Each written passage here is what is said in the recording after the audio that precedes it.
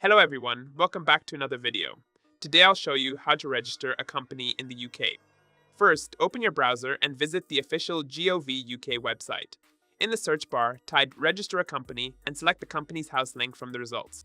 On the page, choose the option to register a company online. Begin by selecting your company structure. Most people choose a private limited company. Next, you'll be asked to provide the following details: company name, registered office address, at least one director's shareholder information. You will also need to prepare a memorandum and articles of association, which outline the rules and structure of your company. After completing the application, pay the registration fee. Online registration typically costs $100. Once submitted, Companies House will review your application. If everything is correct, your company is usually registered within 24 hours. After approval, you receive a certificate of incorporation confirming that your company has been legally formed. If you found this video helpful, don't forget to like and subscribe. Thanks for watching.